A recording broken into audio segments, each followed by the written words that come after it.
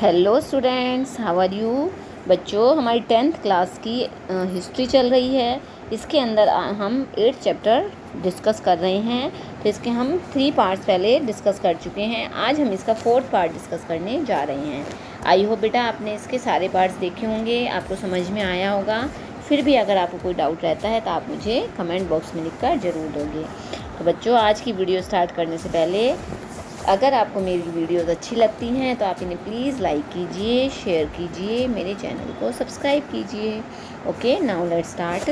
Today we will discuss about revolutionary movement. अब देखिए बच्चों, इसके अंदर आज हम रिवॉल्यूशनरी मूवमेंट के बारे में डिस्कस करने जा रहे हैं, जो 1894 से 1947 तक चले थे। तो इसमें देखिए, विवेकानंद, दयानंद, तिलक, अरबिंदो घोष, इन सभी के प्रयास से क्या है, हमारे भारत के अंदर क्या होता है, रिवॉल्यूशनरी मूवमेंट का जन्म होता है। और इन्हें ये क्या है, ये जो जितने भी रिवॉल्यूशनरीज थे, ये इनका सिर्फ और सिर्फ एक ही उद्देश्य था। वो क्या था? अंग्रेजों को भारत से बाहर निकालना। इनकी रग रग के अंदर क्या है, सेल्फ सेक्रीफाइस भरा हुआ था। एंड इनका जो मुख्य जो गोल था, उद्देश्य था, वो क्या था? अपने भारत को पूरी तरह से आज़ाद करवाना, जिसके ऊपर अंग्रेज़ों ने क्या कर रखा था, अपना कब्जा किया हुआ था। चाहे उसके लिए इन्हें कुछ भी करना पड़े, बॉम्ब गिराना पड़े चाहे अंग्रेज़ों के ऊपर, चाहे उन्हें मारना पड़े, चाहे उन्हें आग लगानी पड़े। जो रिवोल्यूशनरी एक्टिविटीज़ थी उसके बारे में एक एक करके नीचे बताया गया। तो देखिए, सबसे फर्स्ट है revolutionary activities by Chapekar brother. जो चापेकर जो बंधु थे, उनके द्वारा देखिए सबसे पहला क्या प्रयास किया गया था। 1897 में पूरे पूना के अंदर क्या प्लेग फैल गया। तो इस प्लेग की वजह से क्या हुआ, जो इंग्लिश मैन थे, उनका नाम क्या था, रैंड था, उन्हें प्लेग कमिश्नर के रूप में उन्हें अपॉइंट किया गया। लेकिन जो रैंड थे, इन्होंने क्या कर दिया, discontent among the general public by entering people's homes and temples in Poona unabated. लेकिन इन्होंने क्या किया, लोगों के घरों में और मंदिरों में इन्होंने बेरोक टोक प्रवेश पर, आम जनता पर क्या कर दिया, इन्होंने असंतोष उत्पन्न कर दिया। इसमें 2 भाई थे, दामोदर चापेकर और बाल किशन चापेकर। शॉर्ट इन्होंने क्या किया, इस चीज़ के अगेंस्ट आकर इन्होंने 22 जून को रैंड को मार दिया। Ayerst was also killed along them. इनके साथ साथ क्या है, आयरेस्ट को भी इन्होंने मार दिया। तो जो रिवोल्यूशनरीज थे, अब उन वर प्रोबेबली इन्फ्लुएंस बाई तिलक। ये जो रिवोल्यूशनरीज थे, वे किससे प्रभावित थे? तिलक से प्रभावित थे। और इन दोनों को क्या कर लिया गया, पकड़ लिया गया और इन्हें जेल में डाल दिया गया। तिलक को भी 18 महीने के लिए पकड़ के उसे जेल के अंदर डाल दिया गया। और क्यों डाला गया? क्योंकि इन्होंने क्या है, न्यूज़पेपर के अंदर बहुत ही ज़्यादा भड़काऊ लेख लिखे थे, भाषण लिखे थे। इस वजह से क्या, इन्हें 18 महीने की सज़ा दी गई। आगे देखिए बेटा, सेकंड मूवमेंट था रिवोल्यूशनरी मूवमेंट इन महाराष्ट्र। अब देखिए, जो महाराष्ट्र में जो मूवमेंट फैला था, उसमें देखिए विनायक दामोदर सावरकर ने मित्रा मेला और अभिनव भारत जैसी क्या की थी, इंस्टीट्यूशन ओपन किए थे। Before he went to Europe to organise the revolutionaries Maharashtra, और निर्माण किया। और इन संस्थाओं के माध्यम से क्या है, वो यूरोप जाने से पहले ही मित्र मेला और अभिनव जैसी भारतीय संस्थाओं को क्या करना चाहते थे, निर्माण करना चाहते थे। बहुत सारे जो क्रांतिकारी थे वर बोर्न, उनका जन्म हुआ through these institutions. And in 1909-10 में Abhinav Bharat carried out revolutionary incidents in Nasik, Ahmedabad and सतारा।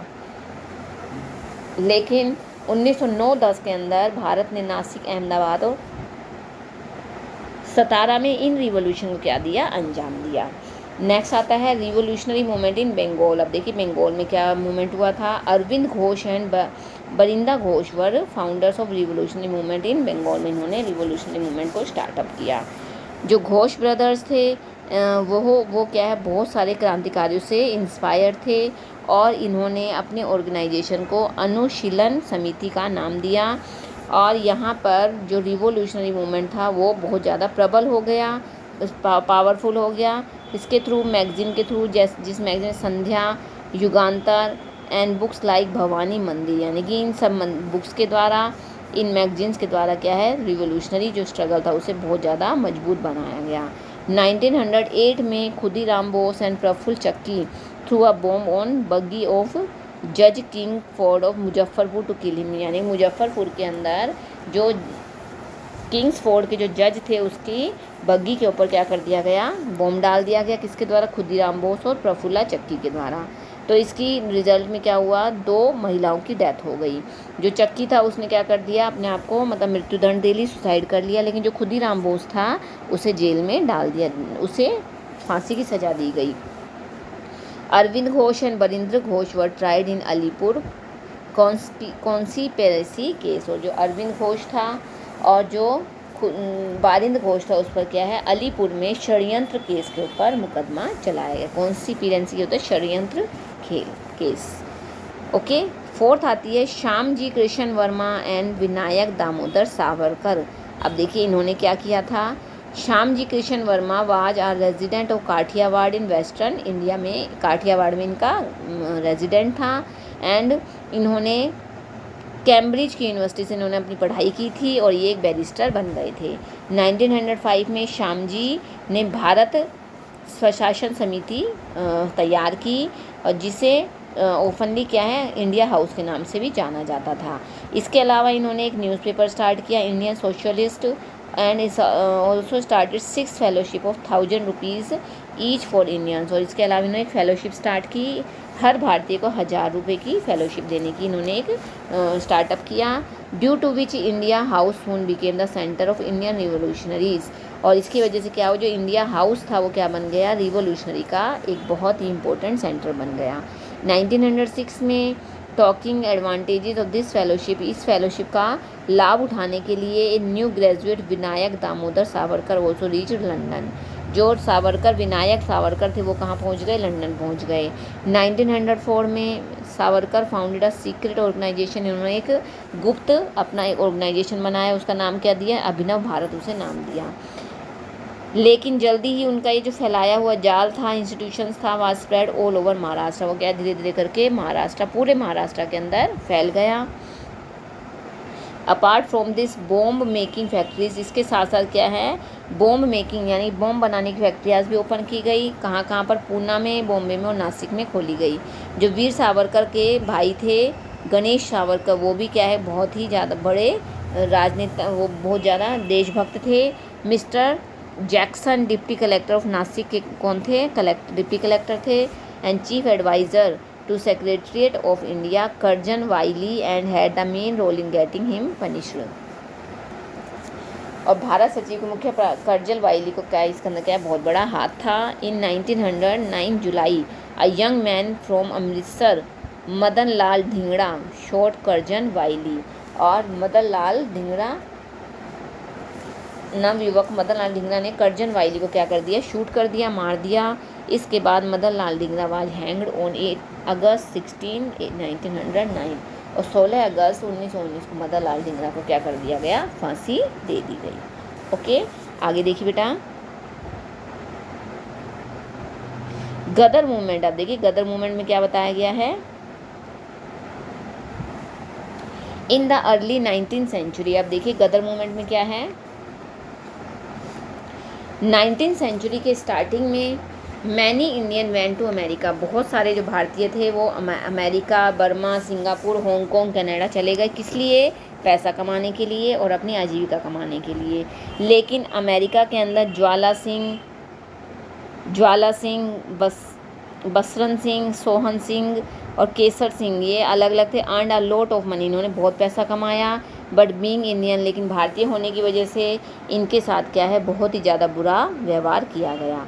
इस प्रकार releasing the pain of their young countrymen, they अब क्या है, अपने देशवासियों के ऊपर ऐसा अत्याचार होते हुए देखकर इन्होंने आपस में क्या डिसाइड किया कि वो अपने भारत को अब क्या करेंगे, आज़ाद करवाएंगे clutches of British while staying abroad, मतलब दूसरे देश में रहते हुए क्या है, वो अपने भारत को आज़ाद कराएंगे। So they decided to start a revolutionary movement, इसलिए उन्होंने क्या है, विदेशों में रहकर ही क्या किया, एक रिवोल्यूशनरी मूवमेंट स्टार्ट किया। और for the first time in 1900 by organise the Indians in America and Canada a Hindustani association. और इन्होंने 1930 के अंदर अमेरिका के अंदर जो हिंदू रह रहे थे, कनाडा में जो हिंदू रह रहे थे, उन सभी को मिलाकर इन्होंने हिंदुस्तानी एसोसिएशन बनाया और जिसे क्या है, गदर पार्टी का नाम दिया गया। Sohan Singh Bhakna became the first president of Ghadar party, क्या बन गए, पहले प्रेसिडेंट बनाए गए। And Lala Hardayal became its secretary, Lala Hardayal इसके सेक्रेटरी बनाए गए। इनका मेन जो उद्देश्य था इस पार्टी का क्या था, the end of British rule from India by all possible efforts and activities, यानी इनका मेन उद्देश्य क्या था कि भारत के अंदर अंग्रेज़ों के द्वारा जो रूल बनाए गए उन्हें क्या कर देना, उन्हें डिमोलिश कर देना, उन्हें ख़त्म कर देना। एंड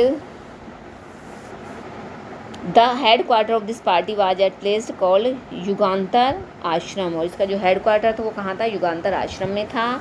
इसके बाद it's branches open in different, अलग अलग एरियाज़ के अंदर इसकी ब्रांचेज ओपन की गई। नवंबर 1930 में एक वीकली न्यूज़पेपर चलाया गया जिसका नाम गदर था, was brought out which started publishing in different languages, जिसे अलग अलग भाषाओं में स्टार्ट किया गया, जैसे हिंदी, मराठी, इंग्लिश, उर्दू में। इस न्यूज़पेपर के अंदर अंग्रेजी रूल की जो रियल पिक्चर थी उसे क्या किया गया, उसे दिखाया गया, किसके ऊपर, वो अंग्रेज़ों के ऊपर किस प्रकार से अत्याचार करते थे। और in it the youth were called to join revolutionary activities, और इसके द्वारा क्या है, जो यंग जो भारत के लोग थे उन्हें क्या कहा गया कि आप लोग जो रिवोल्यूशनरी एक्टिविटीज़ है उसको आगे बढ़ाइए। मार्च 19 में Hardayal was order to be arrested, अब जो हरदयाल था उसे क्या अरेस्ट करने का ऑर्डर दे दिया गया, इसलिए उसने अमेरिका छोड़ दिया और वो कहाँ चला गया, स्विट्ज़रलैंड चला गया। इसके बाद जो लीडर्स थे भगवान सिंह, करतार सिंह, रामचंद्र, इन्होंने लगातार अपने एफर्ट्स के द्वारा क्या है, गदर मूवमेंट को आगे जिंदा करे रखा, गदर मूवमेंट को आगे बढ़ाए रखा। आगे देखिए बेटा, नेक्स्ट है कामागटमारू इंसिडेंट। देखिए कामागटमारू में क्या हुआ था, कामागाटामारू में मेंबर जो गदर पार्टी के जो मेंबर थे were sent in revolutionaries with German weapons to India in ship called Tosa Maru with the aim of bringing about an arms revolutionary in India. अब देखिए गदर पार्टी के जो पर्सन्स थे उन्होंने भारत में हथियारों की क्रांति लाने के उद्देश्य से, जो क्रांतिकारी थे उन्होंने जर्मन शासक के द्वारा तोसामारू नामक जहाज़ में को क्या किया गया, भारत भेजा गया। लेकिन जैसे ही इसकी सूचना भारत में ब्रिटिश सरकार को हुई, उन्होंने क्या कर दिया, भारत पहुंचने से पहले ही इसके अंदर जितने भी व्यक्ति थे उन सभी को क्या कर दिया, उन्हें बंदी बना लिया और उन्हें कठोर मृत्युदंड दिया गया, यानी उन सभी को मार दिया गया।